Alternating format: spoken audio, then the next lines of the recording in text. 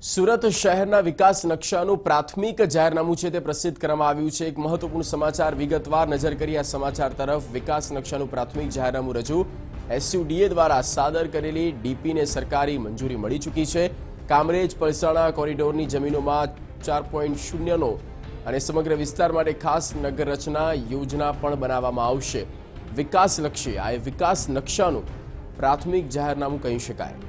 ડીપીની સરકાર દ્વારા મંજૂરી અને હવે એફએસઆઈ મળવાપાત્ર થશે 4.0 સમગ્ર વિસ્તાર માટે આ ખાસ નગર રચના યોજના બનાવવામાં આવશે।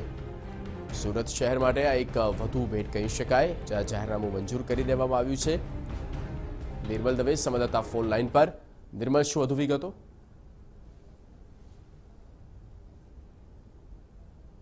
જી નિર્મલ, તો લાગે છે સંપર્ક નથી થઈ શક્યો। વિકાસ નકશાનું પ્રાથમિક જાહેરનામું છે તે મંજૂર કરી દેવામાં આવ્યું છે।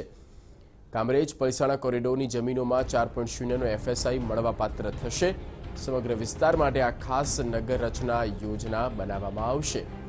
સુરત શહેર પણ વિકાસની હરણફાળ ભરી રહ્યું છે ત્યારે ખૂબ જ મહત્વપૂર્ણ કહી શકાય એ પ્રકારનું આ સરકાર દ્વારા મંજૂરી મળી ચૂકી છે।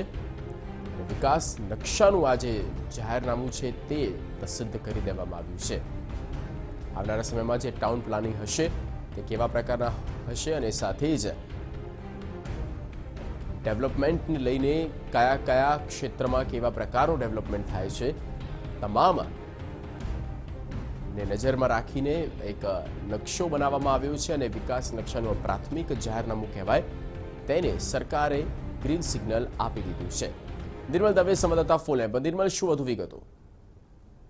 જગદીશ, જે રીતે સુડા દ્વારા સાદર કરેલી ડીપી જે સરકાર પહોંચાડવામાં આવી હતી તે ડીપીને સરકારે હવે મંજૂરી આપી દીધી છે। સુડામાંથી પસાર થતા જે અમદાવાદ મુંબઈ નેશનલ હાઈવે છે તેની ઉપરની આશરે 25 કિલોમીટરની લંબાઈની રસ્તા રેખા પર રસ્તાની બંને બાજુએ 1 કિલોમીટર સુધી તેમજ કામરેજ પલસાણા કોરિડોર રૂપે હાઈ ડેન્સિટી ઝોન જાહેર કરવામાં આવ્યું છે। કામરેજ પલસાણા કોરિડોરની જમીનમાં 4 એફએસઆઈ મળવાપાત્ર થશે। તો બીજી તરફ તેનો બેઝ તરીકે એફએસઆઈ તરીકે 1.2 તથા ચાર્જ તરીકે 2.8 મળી કુલ 4 એફએસઆઈ ચાર્જેબલ તંત્ર દ્વારા મંજૂરી કરવામાં આવી છે। જંત્રીના 40% સુધી આ એફએસઆઈ વસૂલ કરવામાં આવશે। સમગ્ર વિસ્તાર માટે ખાસ નગર યોજના બનાવવામાં આવશે। સાથે સાથે આ મુસદ્દારૂપ જે નગર યોજના બનાવતી વેળાએ નેશનલ હાઈવેની બંને બાજુએ નેશનલ હાઈવેને સમાંતર 30 મીટર અને 45 મીટર પહોળા રસ્તા બનાવવાનું પણ આયોજન કરવામાં આવ્યું છે।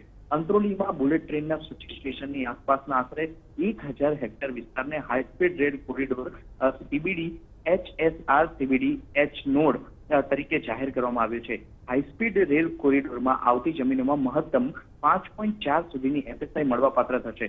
આમ જેમાં બેઝમાં એફએસઆઈ તરીકે 1.8 તથા ચાર્જેબલ એફએસઆઈ તરીકે 3.6 મળી કુલ 5.40 સુધીની એફએસઆઈ ચાર્જેબલ રહેશે, જે એફએસઆઈ જંત્રીના 40% મુજબ વસૂલવામાં આવશે। ટૂંકમાં સમગ્ર વિસ્તાર માટે ખાસ નગર યોજના બનાવવામાં આવશે। આમ સુરત શહેરના વિકાસ નકશાનું પ્રાથમિક જાહેરનામું મંજૂર કરી દેવામાં આવ્યું છે। આ માટે કમિટીની પણ નિમણૂક કરી દેવામાં આવી છે।